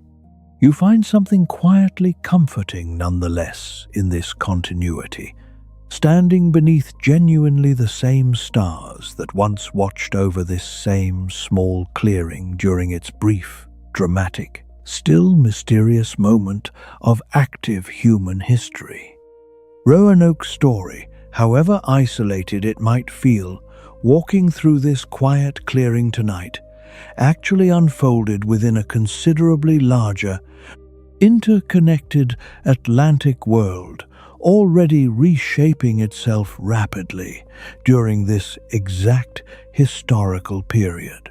Transatlantic trade routes were expanding steadily, connecting Europe, Africa, and the Americas through increasingly regular shipping traffic, carrying goods and people across these same difficult ocean routes that carried the Roanoke colonists themselves. European colonial rivalries extended far beyond simple English versus Spanish competition, involving French, Portuguese, and eventually Dutch colonial ambitions, all competing for territory, resources, and strategic advantage across this same broader American coastline. This wider context meant that decisions affecting Roanoke's fate, from ship availability to military priorities to overall colonial strategy, were shaped by calculations extending far beyond this single small settlement's immediate circumstances, reflecting broader patterns of European competition playing out across an entire ocean. Understanding this broader Atlantic context helps explain why a colony this small and this remote could nonetheless become entangled in delays and complications stemming from conflicts like the Spanish Armada crisis that had little directly to do with Roanoke itself. You find yourself walking through this quiet, isolated clearing, appreciating how thoroughly even history's most remote-seeming local mysteries connect to much larger, considerably more complex global patterns. Roanoke's disappearance, while uniquely famous, wasn't entirely without parallel among other early colonial ventures facing similarly harsh, unforgiving circumstances across the broader Americas during this same challenging period. Various Spanish, French, and other English colonial attempts during this same general era experienced their own catastrophic failures. Some through documented violence, others through disease and starvation, others disappearing with similarly frustrating incompleteness of surviving explanation. What makes Roanoke particularly distinctive isn't necessarily that its failure was unique, but rather that specific combination of factors, the deliberate, calm nature of its departure evidenced by dismantled buildings and careful equipment storage, the tantalizing specific clue of that carved message, and the surviving documentation that allows historians to reconstruct this particular mystery in considerably more vivid detail than many other equally tragic colonial failures from this same period. Comparing these various colonial disappointments helps contextualize Roanoke within the genuinely difficult broader reality of early transatlantic colonization, an enterprise that failed considerably more often than popular historical memory, focused naturally on eventually successful ventures like Jamestown and Plymouth, generally acknowledges. You consider walking through this particular site's own specific version of this broader pattern, how fortunate historical memory has been to preserve even this much detail about Roanoke's fate, incomplete and frustrating as that detail ultimately remains, compared to numerous other equally significant colonial failures that left behind even less evidence for later generations to study and wonder about. Among the stranger footnotes to this entire mystery is a series of inscribed stones discovered decades ago, purportedly carved by Eleanor Dare herself, describing her family's fate after the colony's disappearance. The first stone surfaced in the 1930s, its inscription claiming to describe deaths among the colonists and providing tantalizing details about Eleanor Dare's own eventual fate. Initial excitement among historians was considerable, The possibility of a genuine first-hand account from one of the colony's actual members representing an extraordinary potential breakthrough. Subsequent stones followed, dozens eventually, each adding further narrative detail, until the sheer volume and inconsistency of the growing collection began raising serious scholarly doubt. Careful analysis eventually concluded that at least the majority of these stones were almost certainly elaborate forgeries, likely created for financial gain by individuals capitalizing on public fascination with the unsolved mystery. The full truth about every single stone in this large, controversial collection remains debated even now among specialists, some maintaining that a small number of the earliest stones might retain some genuine authenticity obscured by the later forgeries that followed, and discredited the whole collection by association. This episode offers its own quiet lesson about mysteries this famous and this old. Genuine historical uncertainty creates space not only for careful scholarly theory, but also for fabrication, wishful thinking, and outright deception. Each new claim discovery requiring the same careful, skeptical scrutiny, regardless of how satisfying its narrative might initially seem.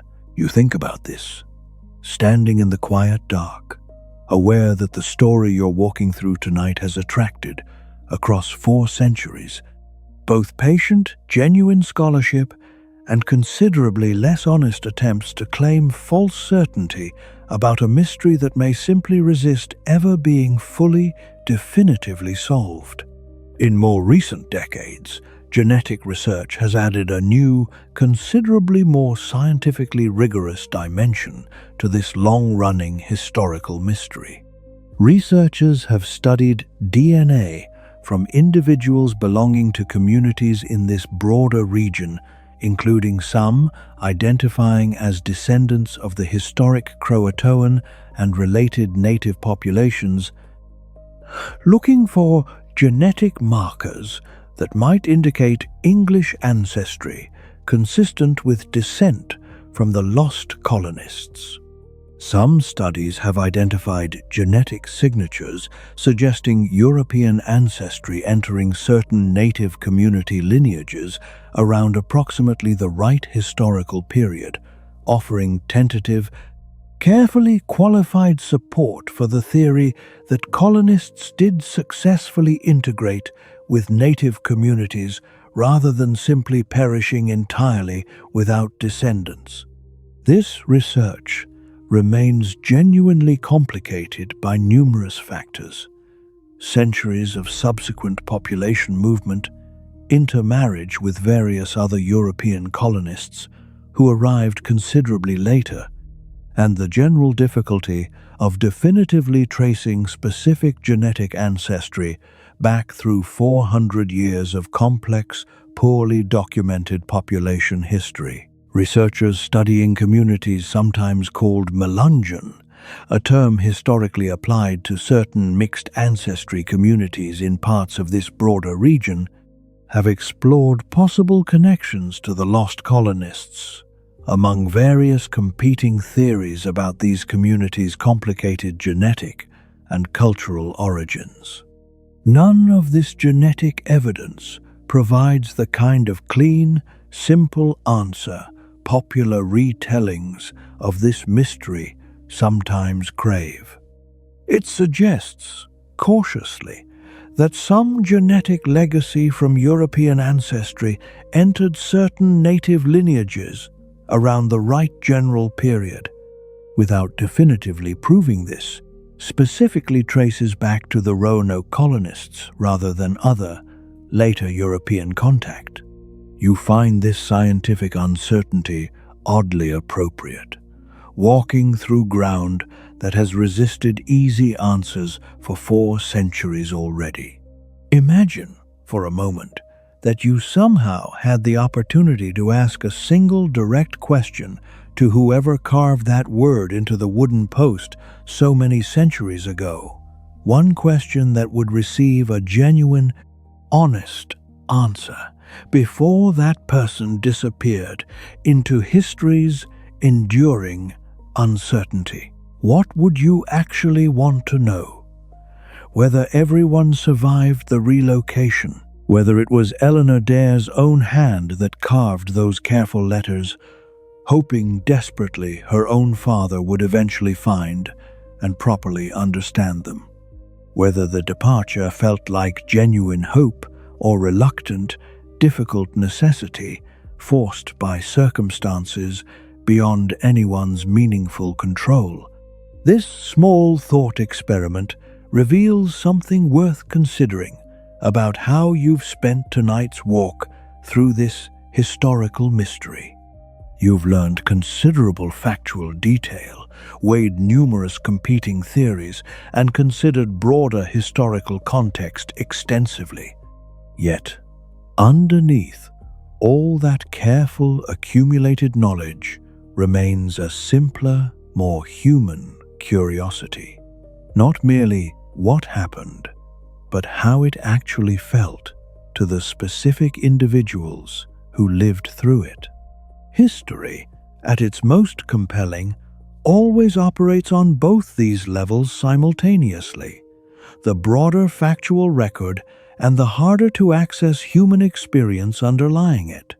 Roanoke's particular power comes partly from how vividly it invites exactly this kind of imaginative human engagement, even while resisting the factual certainty that might otherwise satisfy that engagement more completely. You won't get to ask your question tonight, of course. That colonist, whoever specifically they were, carved their message and walked forward into whatever future awaited them, entirely unaware that their simple, practical act would eventually inspire exactly this kind of imaginative curiosity from a stranger walking this same ground 4 centuries later. You let the thought experiment go gently now, returning your attention to the quiet, patient darkness surrounding you, content to have imagined the question even without ever receiving its answer. Another persistent theory suggests a considerably simpler, more immediately devastating explanation. A storm at sea catching colonists mid-relocation, potentially killing many or all of them during an attempted crossing to CROATOAN or elsewhere. This region's coastline is notoriously dangerous, riddled with shifting sandbars and unpredictable weather patterns that have claimed ships and lives across many centuries, earning nearby waters the grim historical nickname of a graveyard for vessels, unfortunate enough to encounter them unprepared. If colonists attempted a significant relocation by boat, whether toward CROATOAN Island or further along this treacherous coastline, a sudden, severe storm could plausibly have resulted in significant loss of life, potentially explaining why no substantial surviving population was ever definitively located despite that hopeful carved message. This theory carries its own particular tragedy. It would mean the CROATOAN message represented a genuine, carefully considered plan, one that very nearly succeeded, only to be undone by exactly the kind of unpredictable natural disaster that has claimed countless ships along this same dangerous coastline, both before and after this specific colony's brief existence. Weather records from this general period, reconstructed through various indirect historical and environmental evidence, do suggest this region experienced its share of significant storms during the relevant years, though no direct evidence specifically ties any particular storm event to the colonists' actual fate. You find yourself walking now near where the shoreline itself would have been closest during the colony's brief existence. listening to the distant sound of waves that have continued their same rhythm, regardless of whatever happened to the desperate, hopeful people who once depended on safely crossing these same dangerous waters. A little further along the path, you come across a shallow depression in the ground, marked now by a small interpretive sign, identifying it as the approximate location of the colony's well, the settlement's crucial source of fresh drinking water. Wells like this represented enormous practical importance to any colonial settlement, particularly ones situated near coastal areas, where surface water sources might carry salt contamination or other impurities unsuitable for regular drinking. Digging and maintaining a reliable freshwater well would have required real effort and genuine engineering knowledge, applied here under considerable time pressure, as colonists worked to establish basic survival infrastructure before winter arrived. You imagine colonists gathering here daily, the mundane, essential task of drawing water forming one small thread in the daily fabric of colonial life, alongside cooking, farming, tool maintenance, and the constant low-level vigilance required living this close to genuine, ongoing uncertainty about their own long-term safety and survival. This well would have witnessed, in its own silent way, the entire arc of this settlement's brief existence. Its hopeful early days following successful landing, the growing anxiety as supplies dwindled during White's extended absence, and finally, whatever final days or weeks preceded the colonists' ultimate, still mysterious departure. You linger here a moment longer than at some other points along this walk, imagining ordinary daily routine continuing right up until whatever extraordinary, still unexplained event finally interrupted it completely. No account of Roanoke's brief history is complete without acknowledging the genuine, ongoing threat Spanish colonial power represented throughout this entire period. Spain considered much of this broader region, including areas England was now attempting to settle, part of its own established colonial sphere, and Spanish forces had previously destroyed a French colonial settlement in nearby Florida with considerable brutality, demonstrating clearly that European rivals were prepared to use serious violence to eliminate competing colonial claims in the Americas. English colonists at Roanoke lived with legitimate awareness that Spanish forces might eventually locate and attack their settlement, viewing English colonization attempts as unwelcome intrusion into contested colonial territory Spain considered rightfully its own. Some historians have proposed that Spanish forces may have discovered and destroyed the Roanoke colony, though this theory faces a significant challenge. Spanish colonial records from this period, generally quite thorough regarding military actions against rival colonial claims, contain no clear documentation of any such attack occurring here. The broader Anglo-Spanish rivalry, however, undeniably shaped this colony's entire brief existence, regardless of whether Spanish forces ever directly attacked it. The same Spanish Armada crisis that delayed White's crucial return voyage stemmed directly from this larger geopolitical conflict, meaning Spain's shadow fell across Roanoke's fate, even if no Spanish soldier ever set foot on this exact ground.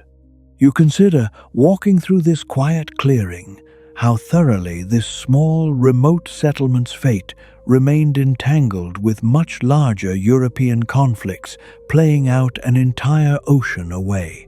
CROATOAN itself, the actual destination that single carved word most directly points toward, exists today under a different, more modern name, still inhabited. Still shaped by the same challenging coastal environment that shaped its Algonquian inhabitants' lives centuries before any English colonist ever arrived on this broader coastline. Modern visitors to that same island can walk beaches and dunes that would be recognizable in their basic geographic character to the original CROATOAN community and any English colonists who may have successfully relocated there following this settlement's mysterious dissolution. Local island tradition and folklore, passed down through generations of residents whose families have inhabited this specific stretch of coastline for centuries, includes persistent stories about mixed English and native ancestry. Tales handed down informally through family memory, rather than documented through the kind of official record historians typically prefer for establishing verified historical fact. These local traditions, whatever their precise historical accuracy, represent their own form of quiet, persistent evidence, a community's collective memory suggesting genuine, if imprecisely documented, connection to this famous mystery's possible resolution.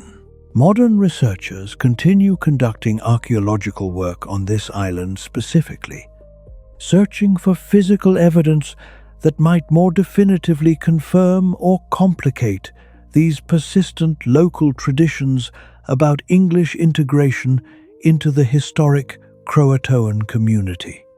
You look now, one final time, toward the dark horizon where that same island exists tonight, invisible in the darkness but genuinely present nonetheless, holding within its own soil and its own community's collective memory whatever additional fragments of this enduring mystery still remain to be properly discovered and understood by future generations of patient, dedicated investigators. Looking back across everything you've learned so far tonight, it's worth pausing to recognize how many flawed assumptions shaped this colony's brief, troubled existence from its very beginning. English colonial planners assumed a wilderness ready for civilizing, rather than land already home to established, sophisticated communities with their own complex political relationships and legitimate claims to the territory in question. They assumed a location choice made by ship captains pursuing separate commercial interests would prove adequate for permanent settlement, rather than the more carefully scouted location originally intended. They assumed sufficient supplies would last until proper resupply arrived, without adequately accounting for how catastrophically international events entirely beyond the colony's control might delay that crucial resupply indefinitely.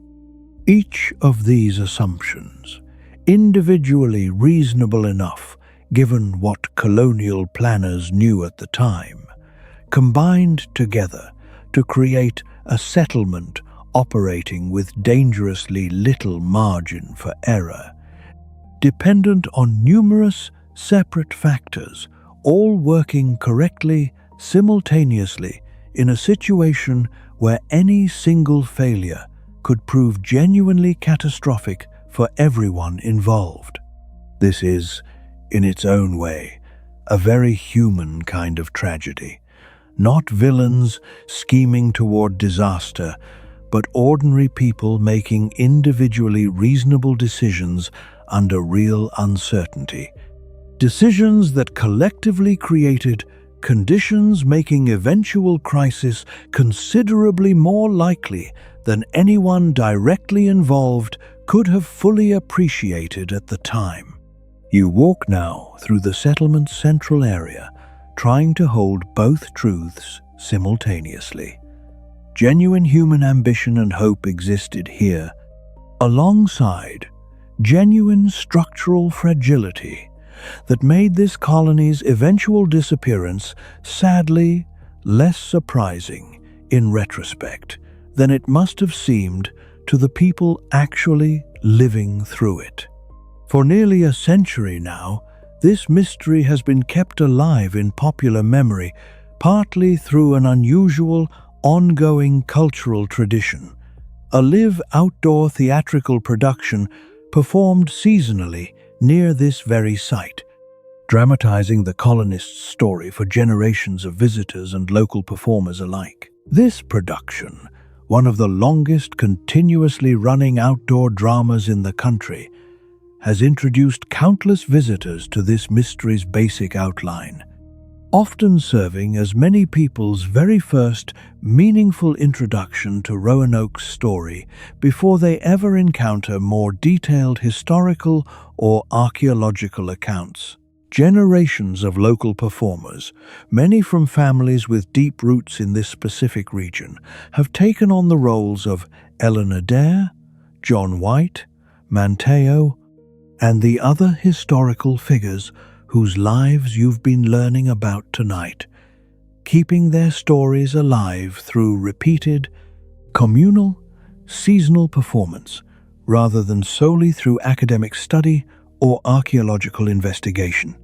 This theatrical tradition inevitably simplifies and dramatizes historical complexity for the sake of compelling performance, condensing years of documented history into a single evening's entertainment, emphasizing emotional narrative over the careful historiographical nuance academic historians typically prefer. Yet there's genuine value in this popular, communal engagement with historical memory, ensuring this mystery remains alive in regional identity and public imagination rather than existing solely within specialized academic journals. Few ordinary people ever encounter directly. You think about this now, aware that your own quiet nighttime walk through the actual historical site offers a different, perhaps more contemplative engagement with this same story, complementing rather than replacing the vivid, communal dramatization that continues, season after season, keeping these 4-century-old names and events alive in contemporary regional memory. Different generations, it seems, find their own particular ways of ensuring history's more compelling mysteries don't simply fade entirely from collective attention and care. There's a particular skill, perhaps not often explicitly taught, in learning how to carry unresolved questions gently through your own life, without either forcing premature resolution or allowing genuine uncertainty to become a source of constant, anxious distraction. Roanoke, walked through carefully as you've done tonight, offers a kind of practical education in exactly this skill. You've learned its documented history in considerable detail. You've considered its major competing theories with genuine intellectual honesty. You've arrived, like every serious investigator before you, at continued uncertainty rather than triumphant resolution. Yet, that uncertainty, held properly, doesn't feel like failure or incompleteness. It feels instead like an accurate, honest reflection of this particular mystery's actual current state, 4 centuries after it first began, patient enough to have outlasted generations of dedicated investigators. This same patient acceptance can extend usefully into your own personal uncertainties. Whatever questions you carry that similarly resist easy resolution, not every uncertainty demands immediate, anxious action. You breathe slowly now, feeling this particular lesson settle alongside everything else you've absorbed tonight. A practical, portable skill, extracted from one historical mystery's genuine, ongoing uncertainty. Some questions are simply meant to be carried, rather than immediately solved, and there's genuine wisdom, not merely resignation, in learning exactly how to do that carrying well. It's worth pausing here to consider, more broadly, exactly why historical method itself sometimes reaches genuine, permanent limits, unable to fully resolve certain questions regardless of how much effort or sophistication future investigation eventually brings to bear. History, as a discipline, depends fundamentally on surviving evidence, documents, artifacts, oral traditions, and physical remains that happened. Through whatever combination of circumstance and deliberate preservation, to survive the passage of time in sufficient condition for later study and interpretation. When crucial evidence simply never existed, or existed but was subsequently lost, destroyed, or degraded beyond useful interpretation, historians reach genuine limits. No amount of careful methodology or sophisticated technology can fully overcome. This represents an important, humbling lesson about the actual nature of historical knowledge more broadly. We often imagine history as a complete record waiting to be properly uncovered, when the honest reality involves working with whatever fragmentary evidence happens to survive, filling unavoidable gaps with careful, informed speculation rather than genuine certainty. Roanoke represents this honest limitation particularly clearly, a mystery involving relatively recent historical events, by historical standards, occurring within a documented, literate society, yet still resisting complete resolution because the specific evidence needed to fully answer it was never adequately preserved by anyone present at the time. You find this honest acknowledgement oddly comforting rather than frustrating, walking through ground that has taught you tonight something valuable about the actual, humble limits of human knowledge. The forest surrounding this old settlement site has reclaimed considerable ground since the colonists' brief occupation.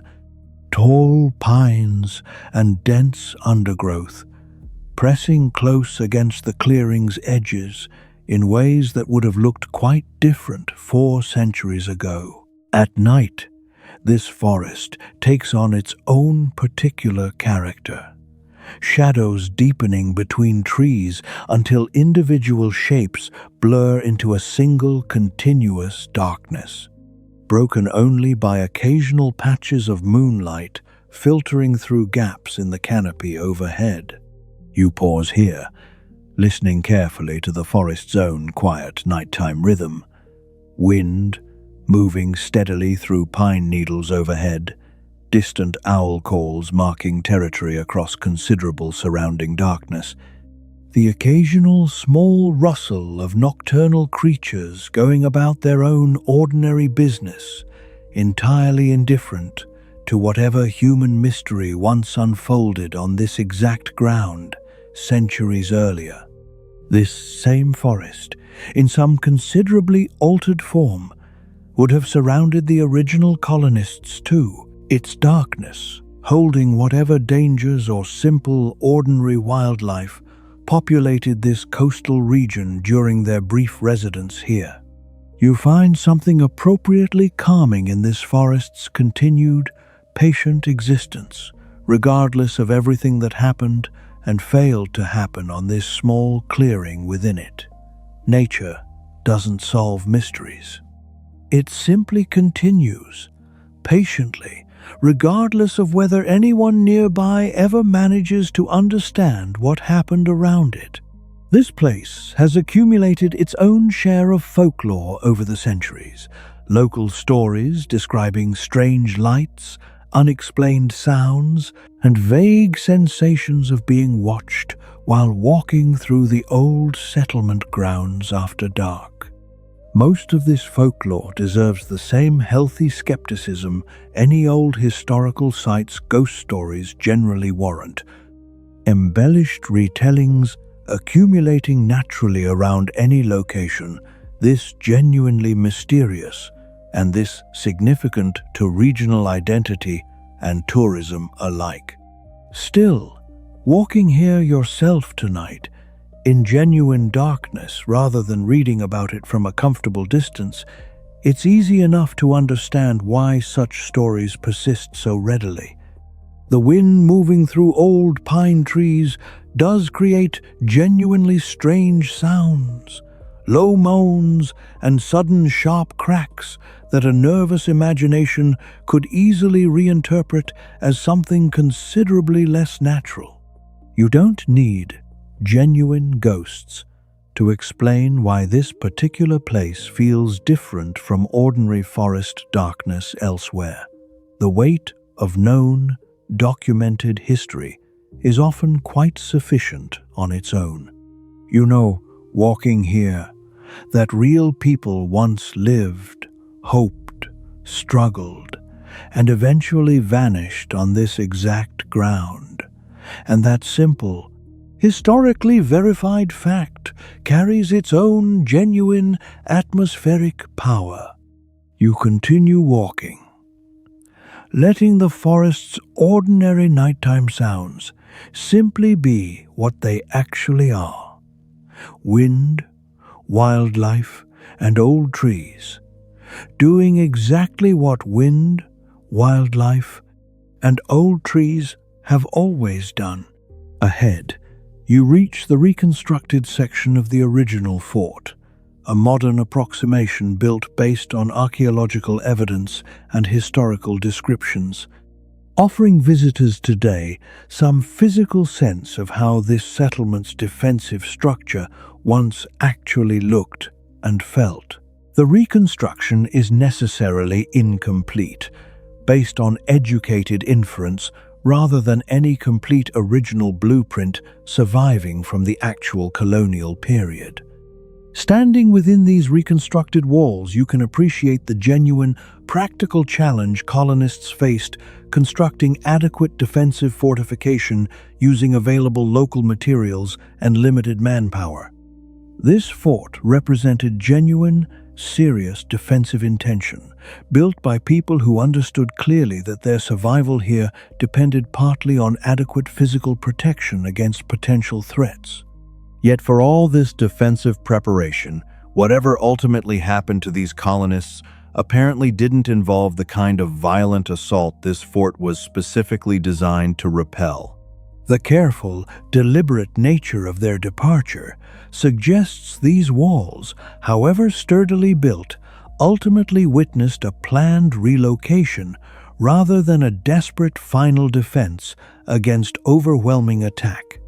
You run your hand along one of the reconstructed wall's rough wooden surfaces, feeling texture that approximates as closely as modern archaeology reasonably can exactly what colonial hands once carefully shaped and assembled here centuries ago. The colonists brought with them a small number of domestic animals, pigs and chickens primarily, intended to establish the kind of familiar livestock farming they'd relied upon back in England, adapted now to this unfamiliar coastal environment's particular conditions and challenges. Some of these introduced animals likely escaped or were deliberately released at various points during the colony's brief existence, potentially establishing small feral populations that early Jamestown colonists, arriving just over a decade later, reportedly encountered roaming portions of this broader coastal region. This detail offers its own small, strange thread of possible evidence, animals whose presence might indirectly confirm the earlier colonists' basic presence and activities here, even where more direct evidence about the colonists themselves remains frustratingly absent from the historical and archaeological record. Native communities, too, would have observed these unfamiliar introduced animals with their own particular curiosity, English pigs and chickens representing yet another small, tangible marker of genuine cultural contact and exchange, occurring alongside the larger political and social tensions defining this entire colonial encounter. You find yourself smiling faintly at this small, almost whimsical detail, imagining descendants of these original colonial animals continuing their own quiet existence across this landscape, long after the humans who brought them here disappeared into unresolved historical mystery. Nature itself, carrying forward small physical traces of human presence, even where human record-keeping ultimately failed to preserve the fuller story. Among the various artifacts recovered from this site over generations of archaeological work are occasional small items specifically associated with children, poignant reminders that this settlement's story involves entire families, including young children who experience this entire uncertain adventure without any real understanding of the larger forces shaping their circumstances. A small toy, a worn button from clothing sized for a young child, fragments suggesting simple domestic life continuing amid broader colonial uncertainty. These small artifacts humanize this mystery in ways broader historical analysis sometimes struggles to achieve on its own. Virginia Dare herself represents the most famous example, but she was hardly the only child present during this settlement's brief existence. Other families brought children of various ages, each experiencing their own version of this dramatic relocation. Whatever ultimately happened to this colony happened to these children too, whether that meant successful integration into a new community, the hardship of disease or starvation, or some other fate lost entirely to historical record. You find yourself hoping, standing here holding this thought, that whatever actually happened allowed at least some of these children genuine opportunity to grow up, however differently than their parents originally intended, in whatever community eventually welcomed or absorbed them following the colony's mysterious dissolution. Among the 115 colonists who settled here, historical record preserves frustratingly few details about the specific women involved. Beyond Eleanor Dare's relatively well-documented experience as Governor White's own daughter, approximately 17 women are believed to have been among the colonists, alongside numerous children.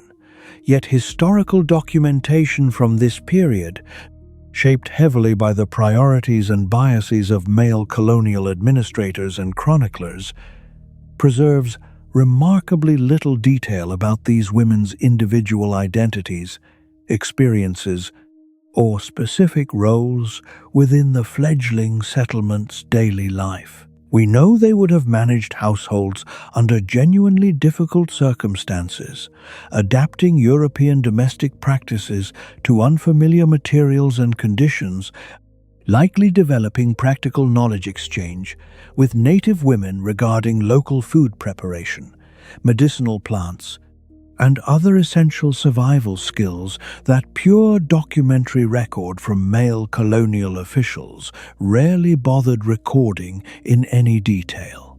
Women colonists would have faced childbirth, illness, and the constant demands of caring for children under conditions offering none of the medical support or established community networks they'd have relied upon back in England, all while contributing essential labor toward the colony's broader survival and eventual, still mysterious fate. Their individual names, for the most part, exist today only within incomplete passenger lists. Their personal experiences and perspectives almost entirely absent from the historical record that instead prioritizes administrative concerns, diplomatic relationships with native leaders, and the movements of ships and supplies considered more historically significant by the male officials who created most surviving documentation. You find yourself wishing, walking through this quiet clearing, that more of their individual voices had survived somehow, that women whose practical daily labor surely proved essential to whatever success or failure this colony ultimately experienced had left behind more than merely their names on a passenger manifest and their collective, anonymous absorption into this enduring historical mystery. Some historical silences reflect genuine loss of evidence.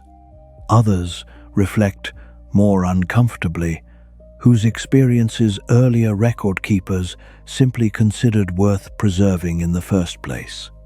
Return for a moment to that single carved word that started this entire enduring mystery, CROATOAN. Consider how much weight 9 simple letters have carried across 4 centuries of careful, scholarly attention and popular fascination alike. A word that might represent successful, peaceful relocation. A word that might represent a plan that ultimately failed through storm, disease, or violence before it could properly succeed. The colonists who carved this word couldn't have anticipated the sheer weight of interpretation it would eventually bear. Generations of historians, archaeologists, and curious visitors like yourself returning again and again to these same 9 letters, searching for meaning that the original carvers likely intended as a simple, practical message rather than history's most famous unsolved riddle. Whoever carved CROATOAN into that post was almost certainly just trying to leave clear, practical information for Governor White's eventual return. A simple, sensible act of consideration for a man they knew would come looking for them eventually. You look now at the reconstructed post marking where the original carving was found, feeling the particular strangeness of standing before something simultaneously so significant and so simple. A practical note left by ordinary, frightened, hopeful people, transformed by time and uncertainty into one of history's most enduring open questions. John White himself was a skilled cartographer, and the maps he produced of this coastline represent some of the most detailed and valuable surviving records from this entire colonial period, carefully documenting coastline features, native settlements, and geographic details with genuine artistic and technical skill. Yet, even White's careful, professional map-making couldn't fully overcome the basic limitations of 16th century surveying technology. And subsequent historians have identified various inaccuracies and inconsistencies when comparing his original maps against modern, more precisely surveyed geography of this same coastline. These mapping limitations mattered practically for the colonists themselves, contributing to genuine navigational challenges and misunderstandings about distances, safe anchorages, and the precise relationship between different settlements and geographic features across this complex, difficult coastal region. Modern historians and archaeologists continue using White's original maps as valuable historical evidence, while remaining appropriately aware of their inevitable limitations, cross-referencing them carefully against other surviving evidence and modern surveying data. You consider, walking through ground White himself once carefully surveyed and documented, how even his genuine skill and dedication couldn't fully capture every practical detail colonists desperately needed for reliable navigation and settlement planning. Since White's failed 1590 search, numerous subsequent expeditions and investigations have attempted, with varying seriousness and varying methods, to finally resolve this enduring mystery. Early English colonists, who eventually settled successfully in nearby Jamestown some years later, made their own inquiries among local native communities, gathering second-hand reports and rumors about English-looking people living among various inland tribes, though none of these leads were ever definitively confirmed. Subsequent centuries brought periodic renewed interest. Antiquarian investigators in the 1800s, academic historians throughout the 1900s, and now modern archaeologists and geneticists employing considerably more sophisticated scientific methods than any earlier investigator could have imagined possessing. Each generation has brought its own particular theories, shaped partly by genuine new evidence and partly by the broader cultural assumptions of whatever era happened to be doing the investigating. This pattern itself tells its own quiet story about how historical mysteries actually function, rarely resolving through single dramatic discoveries, instead accumulating slowly, incompletely, across generations of patient investigation. You find yourself walking through this same ground so many previous investigators have walked before you, feeling a strange kinship with all of them, each adding their own small piece to an investigation that somehow, remarkably, remains genuinely unresolved after 4 entire centuries of dedicated effort. Perhaps that's simply what a truly great historical mystery ultimately is. Not a puzzle waiting for the right piece to complete it, but a genuine, permanent gap in human knowledge that each new generation gets to approach freshly, before passing the question forward, still unanswered, to whoever comes next. Roanoke's story doesn't end entirely in isolation. Just over a decade after this mysterious disappearance, England established its first permanently successful American colony at Jamestown, considerably further north, along this same general coastline. Jamestown's early colonists arrived with direct knowledge of Roanoke's fate as an unsolved mystery, and their leadership specifically instructed early expeditions to make inquiries among local native communities about any possible trace of surviving Roanoke colonists or their descendants. Captain John Smith, Jamestown's famous early leader, recorded various second-hand reports during his own explorations, mentioning rumors of gray-eyed native individuals and stories about English-speaking people living among certain inland communities, though he never definitively confirmed any of these tantalizing leads through direct personal investigation. Some historians argue Jamestown's own early struggles and near failure, remarkably similar in many respects to Roanoke's earlier difficulties, including supply shortages, disease, and complicated native relationships, might have proceeded considerably differently had colonial planners more carefully studied and learned from Roanoke's specific, documented failures, rather than simply repeating similar patterns of inadequate preparation and unrealistic expectations.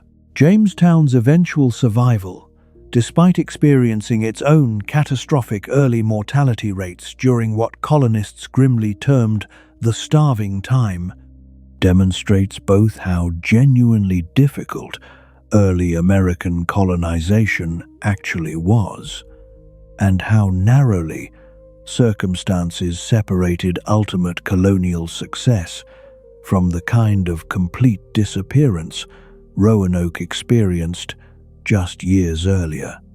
Along this same challenging coastline, you consider, walking through this quiet ground, how thoroughly interconnected these various early colonial ventures actually were, each one learning, however imperfectly, from predecessors' documented mistakes, Roanoke's own mysterious fate serving as a permanent, cautionary reminder of exactly how badly these ambitious colonial ventures could fail even with reasonable planning and genuine determination behind them.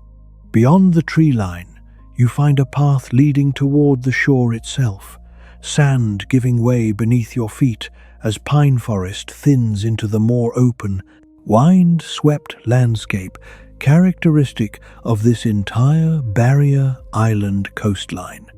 The ocean here stretches dark and vast under whatever moon or starlight tonight offers, waves rolling steadily against the shore with the same patient, indifferent rhythm they've maintained since long before any English ship first appeared on this horizon, and will presumably maintain long after every trace of human memory about this particular mystery eventually fades entirely. This is the same water that carried White's hopeful ships toward first landing in 1587, the same water that carried his anguished return in 1590, the same water that may have carried some fleeing colonists toward CROATOAN or claimed their lives entirely during that theorized fatal storm. You stand at the water's edge, feeling cool sand shift beneath your feet, salt air filling your lungs with each slow, deliberate breath. Somewhere beyond the horizon, invisible into night's darkness, lies CROATOAN Island itself, still existing today under a modern name, still inhabited, still carrying whatever fragments of memory and genetic legacy it might hold from those long-ago colonists who may have found refuge there.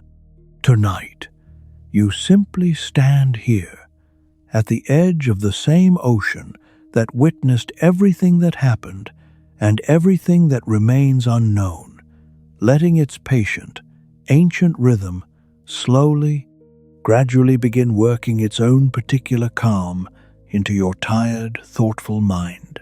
Before you finally settle into tonight's rest, it's worth briefly considering why exactly this particular 400-year-old mystery continues capturing genuine popular and scholarly attention so persistently, when countless other historical uncertainties from this same period have long since faded into obscure academic footnotes. Part of its enduring power lies in that single, perfect, carved clue: CROATOAN, specific enough to tantalize, ambiguous enough to resist easy resolution, carrying just enough information to suggest genuine possibility of eventual answer, while stubbornly withholding the final certainty that would actually satisfy that possibility. Part of it lies in the genuine human stakes involved. An entire community, including vulnerable children and a newborn infant, disappearing without the kind of violent evidence that would at least offer grim closure, replaced instead by ambiguous uncertainty that leaves space for both hopeful and tragic interpretation in roughly equal measure. Part of it lies in what this mystery represents more broadly about the genuine fragility and uncertainty inherent in early colonial ventures, a useful corrective to more triumphant, simplified historical narratives that sometimes present American colonization as a smooth, inevitable process rather than the genuinely uncertain, frequently catastrophic undertaking it actually was for most ordinary people who lived through its earliest attempts. And part of it, perhaps most simply, lies in mystery itself, in the genuine human fascination with unresolved questions that resist easy answers, offering each new generation of curious investigators their own opportunity to engage freshly with evidence, theory, and informed speculation about a puzzle that has already defeated 4 centuries of equally determined predecessors. You find yourself, having spent this entire evening considering these various threads, feeling genuine appreciation for exactly why this particular mystery has earned its enduring place in popular historical imagination, deserving every bit of the careful, patient attention it continues receiving from each new generation of curious visitors like yourself. Let's be honest, standing here at the water's edge about the genuine limits of everything you've learned tonight, we'll probably never know with complete certainty whether the colonists relocated peacefully to CROATOAN, scattered inland toward multiple different communities, succumbed largely to disease and starvation, or met some combination of storm, conflict, and gradual integration that no single simple theory adequately captures. We'll probably never know Virginia Dare's actual fate, whether she lived a full life among a welcoming native community, died in infancy from illness or hardship, or experienced something else entirely that no surviving record will ever illuminate for us now. This isn't a failure of historical investigation. It's simply the honest reality of working with evidence this old, this fragmentary, and this thoroughly obscured by 4 centuries of subsequent history, later colonization, and the simple, inevitable erosion time works on any physical or documentary evidence, not deliberately, carefully preserved from the very beginning. Some questions get answered eventually through patient accumulation of evidence or fortunate new discovery. Others, like this one, may simply remain permanently open, not because nobody has tried hard enough to close them, but because the actual answers were lost too completely, too long ago, for any amount of future effort to fully recover them now. You find, standing here honestly confronting this uncertainty, that it doesn't feel entirely like disappointment. There's something oddly restful in accepting that not every question requires resolution. You return now toward the settlement's central clearing, walking the same ground, breathing the same salt air, standing beneath a version of the same night sky that witnessed whatever actually happened to the colonists who once called this exact patch of earth home. There's a particular kind of quiet reverence available in this simple act of standing where significant, unresolved history actually happened, rather than merely reading about it from a comfortable distance.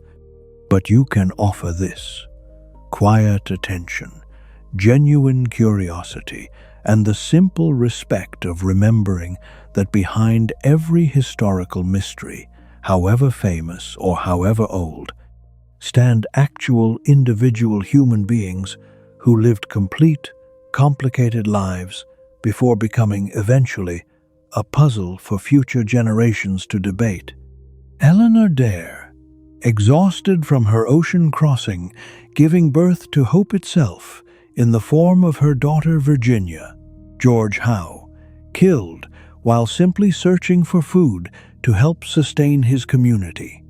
Manteo, working tirelessly to bridge two peoples who arrived at this same meeting point from entirely incompatible histories.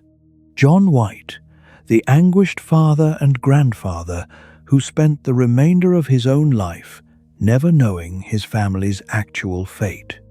You stand quietly among their traces a while longer, feeling less like a tourist visiting a historical curiosity, and more like a temporary, respectful witness to lives that mattered enormously to the people who lived them. There's a particular quality to the silence surrounding an unresolved mystery, different somehow from ordinary quiet, carrying within it the accumulated weight of every question that's ever been asked here without receiving a satisfying answer. You notice this quality now, standing in the settlement's central clearing, wind moving gently through surrounding pines, waves audible faintly in the distance, the whole scene carrying an atmosphere that feels simultaneously peaceful and quietly expectant. It won't be you, tonight, who finally resolves this. You've walked this ground, learned its documented history, considered its competing theories, and arrived, honestly, at the same uncertain place. 4 centuries of far more dedicated investigators have also eventually reached. That's not failure. There's something almost meditative in this acceptance. A permission to simply exist alongside genuine uncertainty, rather than anxiously grasping for resolution that may never actually arrive. Not every question demands an answer before you're allowed to rest. You breathe slowly, deliberately, letting the night's accumulated quiet settle more fully around you. The same patient darkness that settled over this exact clearing every single night for 400 years running. There's a broader lesson available here, walking through history's most famous unresolved mystery, about how to hold uncertainty gracefully in your own life, beyond simply this one historical curiosity. Not every question you carry, personally, will receive a clean, satisfying answer either. Some relationships end without full explanation. Some decisions remain forever uncertain whether they were the right choice.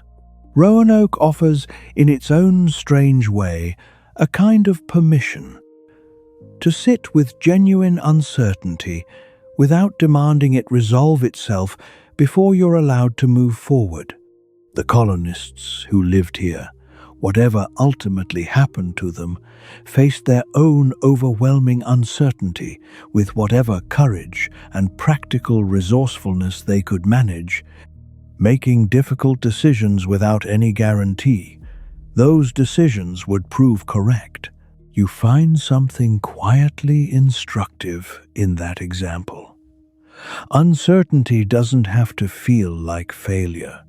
Sometimes it's simply the honest condition life actually offers, met with whatever patience and courage you can manage, one uncertain day at a time.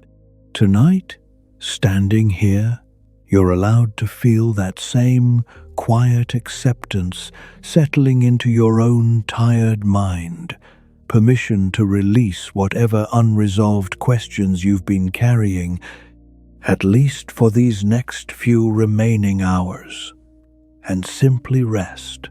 You begin making your way back now, retracing your earlier path through the quiet clearing, past the reconstructed fort walls, past the old well's shallow depression, past the foundation stones marking where actual English families once built actual homes on this exact ground. The forest around you feels familiar now in a way it didn't during your initial approach, the particular quality that comes from having spent real time somewhere, learning its history, absorbing its atmosphere. The palisade gate comes back into view eventually, the same two leaning posts that marked your entrance earlier tonight. Now, marking your gentle departure from this place that's held its own patient uncertainty for 4 centuries. You pause once more at the threshold, looking back briefly at the quiet clearing behind you, feeling genuine gratitude for whatever small measure of connection you've managed to establish with people who lived and disappeared here so long ago. Then you step through the gate, back into whatever ordinary night waits beyond this extraordinary, unresolved historical site. Beyond the old settlement's boundary, modern paths remind you gently that you exist, after all, in the present moment, rather than permanently trapped within this 400-year-old mystery. You feel pleasantly tired now, the particular exhaustion that comes from sustained, genuine attention rather than simple physical exertion, your mind still turning over everything you've absorbed tonight, even as your body signals its readiness for actual rest. The modern world reasserts itself gradually as you continue moving away from the historical site itself. Ordinary, contemporary life continuing exactly as it always does, entirely unconcerned with 400-year-old mysteries, except for the small dedicated community of historians and curious visitors like yourself, who continue finding genuine meaning in returning to consider them. You carry Roanoke's mystery with you now, not as an anxious, unsolved puzzle demanding immediate resolution, but as a kind of quiet companion, a reminder that some of history's most significant moments resist tidy explanation. That's all right, you find yourself thinking. Some things are simply allowed to remain unknown. This site's designation as a protected historical location has brought both genuine benefit and its own particular complications, worth briefly considering as you near the end of tonight's thoughtful walk. Protection as a National Historic Site has ensured careful archaeological stewardship, preventing the kind of uncontrolled development or amateur treasure hunting that might otherwise have destroyed valuable evidence before professional investigation could properly study and document it. Visitor centers and interpretive signage help educate considerable numbers of curious visitors who might never otherwise encounter this story's genuine historical complexity in any detail. Yet, tourism inevitably brings its own pressures. Foot traffic gradually affecting fragile archaeological remains. Commercial pressures sometimes favoring simplified, more immediately dramatic narratives over the genuinely complicated, uncertain history careful scholarship actually supports. Balancing genuine public access and education against careful long-term preservation represents an ongoing challenge for site managers, historians, and archaeologists alike, one without any perfect, permanent solution. You've tried, walking through tonight, to engage with this place's genuine complexity rather than settling for its most simplified, popular version, a small individual contribution toward the kind of careful, respectful attention historical sites like this one genuinely deserve. Eventually, you find yourself somewhere comfortable, the particular relief of finally sitting or lying down after a long evening spent walking through history's patient, accumulated weight. Your mind continues drifting back occasionally to specific details from tonight's walk. The carved word itself, the missing cross that changed everything about how that message gets interpreted. Virginia Dare's brief, uncertain existence. John White's lifelong grief over a mystery he never got to properly resolve. These thoughts don't feel urgent now, the way genuine unsolved problems sometimes press insistently against a tired mind refusing to properly rest. Instead, they feel almost soothing, distant enough in time and consequence that turning them over gently in your thoughts carries none of the anxious weight your own immediate concerns might otherwise carry into sleep. There's something genuinely restful about spending focused attention on a mystery this old, this thoroughly removed from any pressure you personally carry to resolve it. You feel your body settling more fully now into whatever comfortable rest awaits you. The accumulated quiet weight of tonight's walk, gradually transforming from active thought into something softer, more diffuse, the particular drowsy blur that precedes actual sleep. There's a particular satisfaction available in having spent this entire evening genuinely, carefully listening to a story, this old, this complicated, and this thoroughly unresolved, rather than simply skimming its most famous, simplified details the way casual, popular retellings sometimes encourage. You've learned about Sir Walter Raleigh's layered colonial motivations, about the earlier failed military garrison that preceded this family colony, about Manteo's genuine diplomatic efforts and Wanchese's growing skepticism, about Eleanor Dare's difficult crossing and her daughter Virginia's uncertain fate, about John White's anguished 3-year absence and his lifelong, unresolved grief.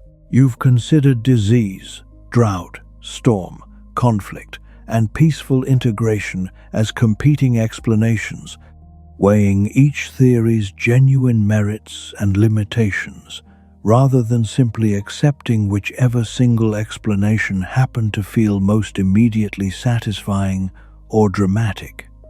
This kind of careful, patient attention matters, you find, beyond simply this one historical mystery. It represents a particular way of engaging with complicated questions more broadly, resisting the temptation toward premature simplification in favor of genuinely sitting with complexity long enough to appreciate its full, honest shape. You feel a quiet satisfaction in this now, drowsiness, settling more fully across your tired, well-used mind.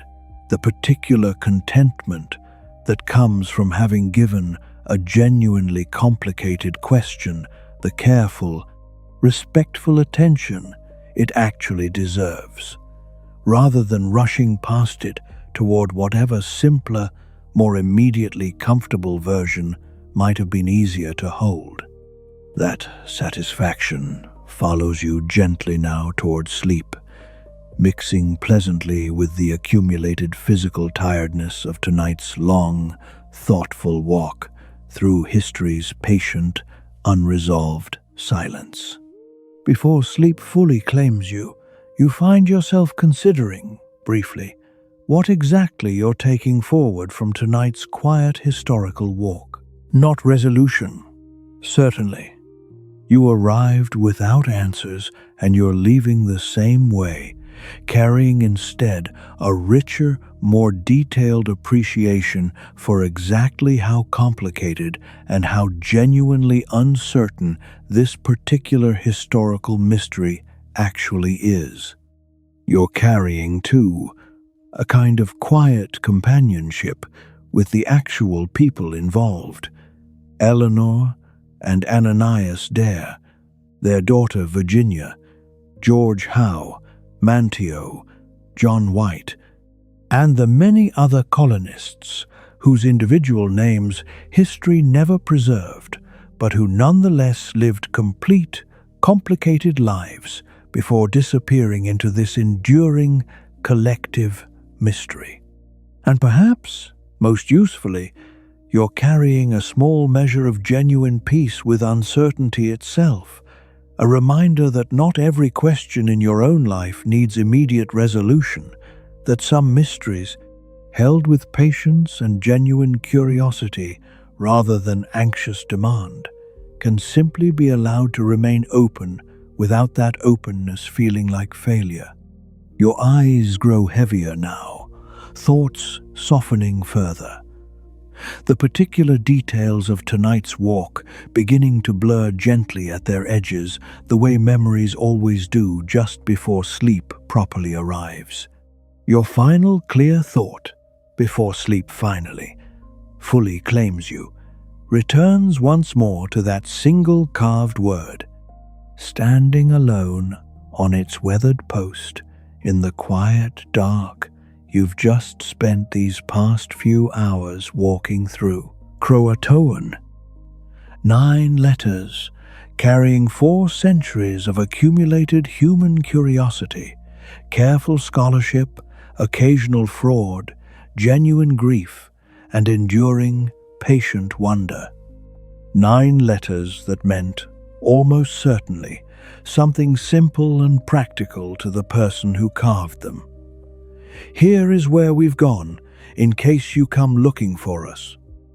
You'll never know for certain whether that message led to safety or tragedy, to peaceful integration or devastating loss, to descendants living today entirely unaware of their own remarkable ancestry, or to a story that simply ended quietly, without any surviving continuation at all. That uncertainty, you find, no longer feels like something you need to resolve before you're allowed to rest. It feels, instead, like something you can simply hold gently, the way you might hold any beautiful, complicated question that doesn't actually require an answer to have been worth asking in the first place. Somewhere out there, beneath the same patient stars that watched this entire mystery unfold 4 centuries ago, that quiet clearing continues its own undisturbed rest, waiting, as it has for 400 years, for whatever comes next. You allow your own rest to finally, fully arrive alongside it.